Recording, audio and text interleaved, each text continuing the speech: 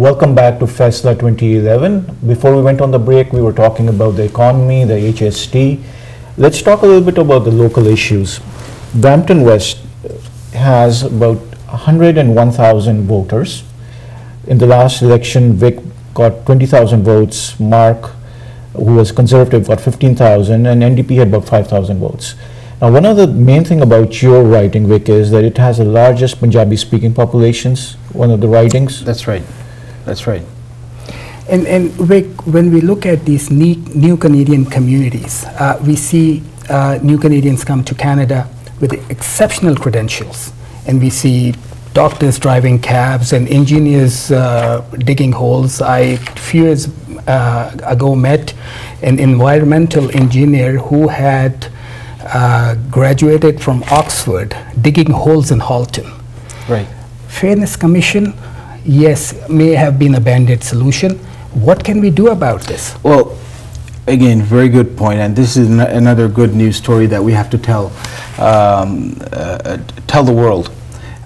You know, I realize we get a lot of incredibly trained people, doctors, engineers, and in other science fields, which is great. You know, we're getting them experienced, educated, and we welcome them to our wonderful province with open arms.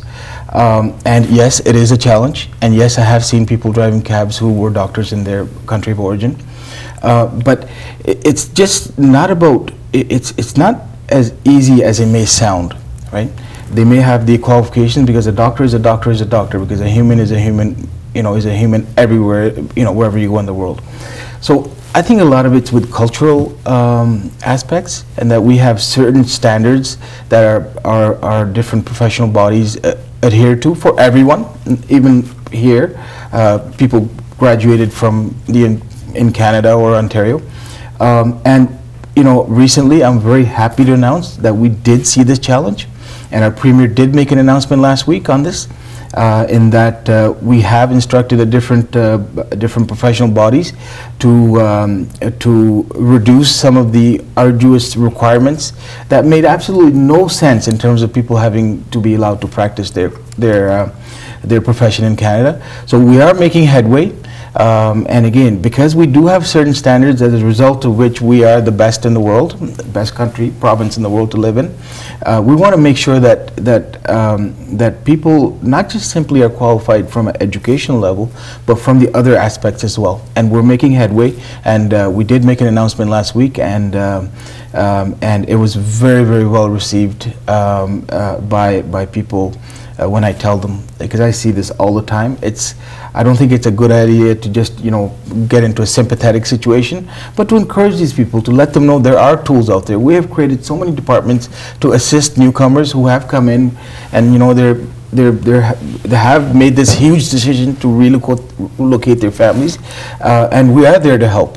You know, again, it's one of those things which cannot happen overnight. If someone were to tell you that it will happen overnight, it's not. As opposed to our candidates, our main opposition, the PC party, they have very little or no mention of newcomers or assistance to immigrants.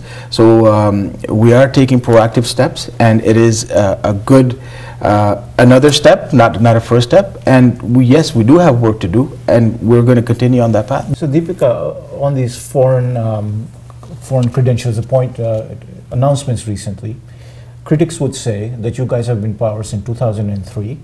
2 months before the next election, there is a flurry of announcements that are coming our way. You know, what happened in the last few years? Why was there nothing done in the last few years, and why all these announcements two months before the elections? Actually, over the past 8 years, we've done a lot to help people with foreign trained credentials get absorbed into the Ontario economy. An outstanding example is the internationally medical, I don't remember the exact name, but I think it's called IMG, so internationally trained medical professionals. Medical graduates, thank you. Record number of them have now become part of the Ontario health system, and this is entirely because of the last 8 years Ontario Liberal Party. So we take much pride in the fact that we've made so much progress in the healthcare field, and similar progress will be made in other sectors as well. We've also done a lot of small things in the way of giving advice to a lot. You have to remember that a lot of it is outside of provincial control, because a lot of these bodies are autonomous, whether it's the Ontario Medical Association or Chiropractors Association. They run by their own rules. What we can do is persuade them and give them good evidence and whatever is in provincial power to do. But as the IMG program shows you, we've made a lot of progress. We've also done a lot of bridge training programs, especially for teachers who are from foreign countries. So I'm going to say that over the past 8 years, we've been working away very, very steadily at this issue, but there's more to be done. There's always more to be done, and the Premier has announced very recently, last week, as Vic was mentioning, more programs to help make it easier and faster for foreign trained professionals to get integrated into the Ontario economy. And the reason is, it's not just because I think it's when a doctor works as a cab driver, it's not only a personal tragedy at a human level, but it's also a loss to the Ontario economy. So it's not only a nice thing to do or a good thing to do, but it's the right thing to do. We've got to do it for the health of our economy. Well, you yourself were a chartered accountant in India. You came over here and then you did an MBA. What were the roadblocks for you to becoming a CA in Canada? What were the roadblocks at that time? That was much. I think it's a lot easier today. When I first came, I was told I was a grade 13. So I have personally lived. I'm a CA from India and a BCom from India, and I was told I was equal to a grade 13. So I've personally lived what it's like to have your credentials completely dismissed. But in fairness to Canada, I've also been able to do my MBA, and I would not have been able to do my MBA without OSAP, for instance. So as much as Canada had some roadblocks, I have to say it's also given me so many opportunities that I'm grateful for to be able to pursue the Canadian dream, and that's why we all come here. And we struggle at first, but I think in fairness to Canada, many of us do succeed, but there's a lot more to be done. The roadblocks are not from Canada. The roadblocks are from these self-regulated accrediting bodies, these professional accreditation bodies. They have turned into mafias who look after their own.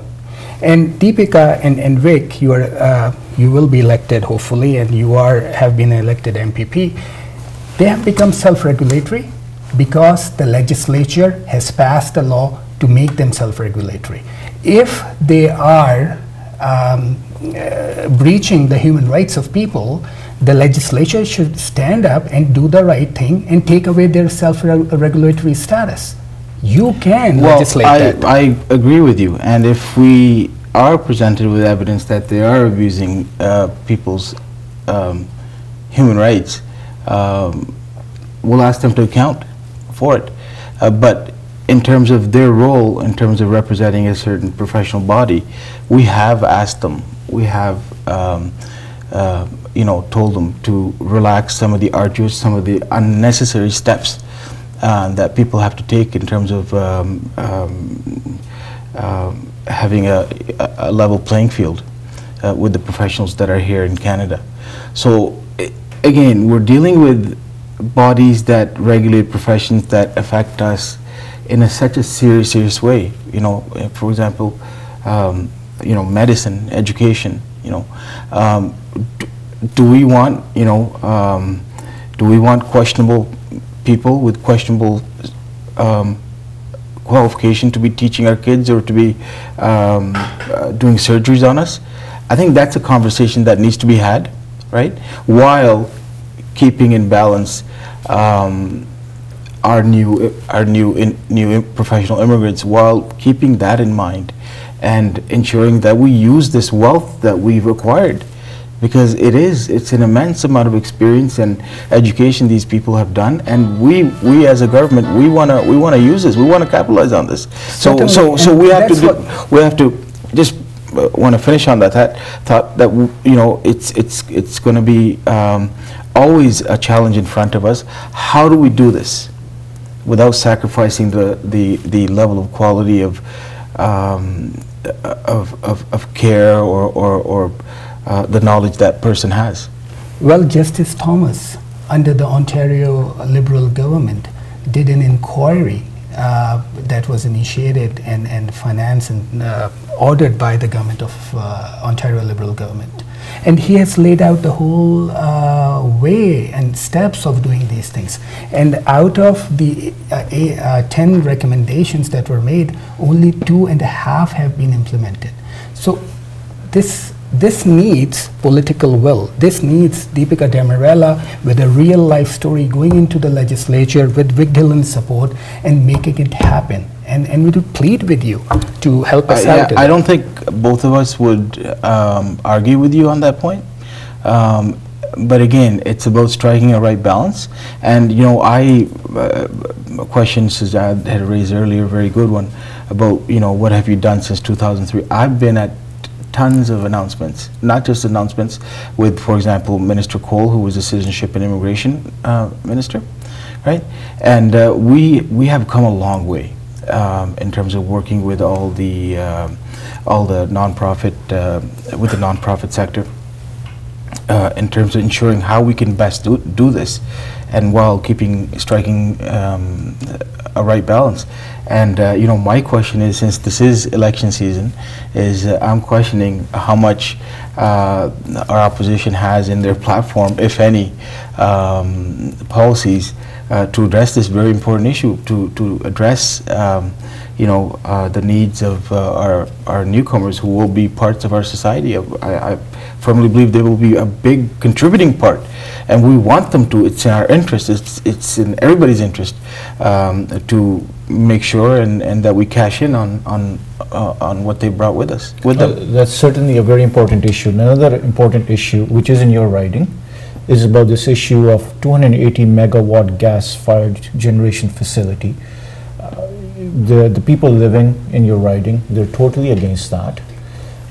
Are you in favor of this thing, and what's the government going to do about this facility? What's your stance on this thing? I'm going to answer that, but before that, I just want a chance to respond to what Ali Bhai was talking about on the issue of foreign trained credentials. And what I'm going to say is, I've lived the story myself, so my personal commitment is to everybody that that's an issue that's front and center for me, because I've lived it, I know what it's like, and I'm going to do everything I can to change that. I can't go into the details of it, but I would study, and all options would be on the table for me.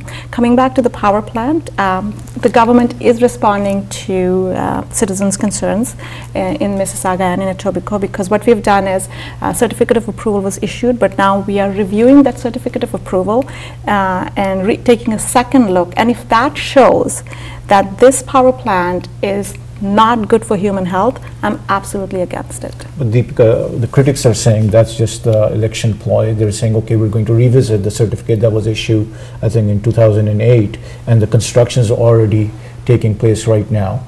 They had citizens meeting over there, and they picked and chose. They said only 50 people can come to this meeting, and you have to register beforehand. 200 people showed up. So it's really a burning issue in the riding. And as I've just said, if the evidence is clear that this is bad for human health, I have a 13-year-old, I live in Mississauga, I'm against it. Okay. One of the last issues we want to discuss is about the health. We're spending about $47 billion a year on health.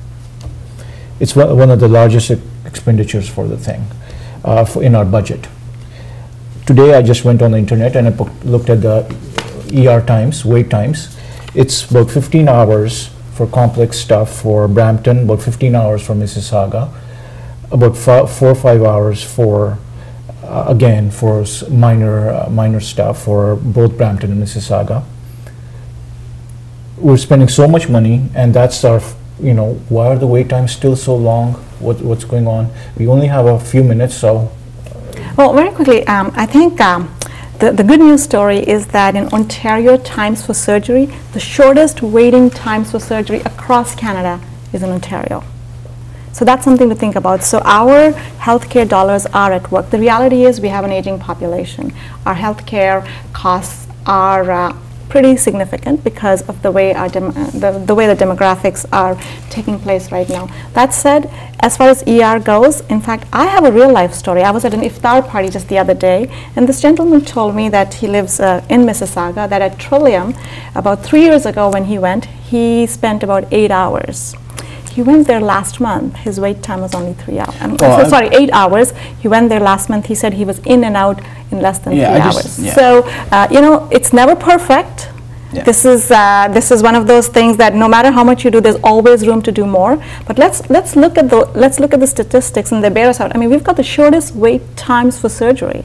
We've come a long way. I want to add to that, and again, it is one of those evolving issues, and it's a multi-pronged solution to it. I think there was a recent study that was done. I believe it was exclusively for Brampton or Peel, that 40% of people that go to the ER don't need to go to the ER. Okay, number one. Secondly, how we're addressing that is we've done, our government through the Ministry of Health has done an extensive advertising blitz. I'm sure you've seen those ads where someone's got a burn and then the ad goes silent. Do I need to go to my nurse practitioner, my family doctor, or third option, then then another option. Okay, so we're educating people. Whenever I see people, I don't tell people don't go to the ER, because I'm not going to say that, right? But it's an education issue, especially in light of the new community. If and I'm not going to be pretend that I'm a doctor, and I think it would be dangerous to pretend that I'm to call myself a medical professional. But I think people do need to work on making those decisions. Can they wait till the next day so they can see their family doctor, right?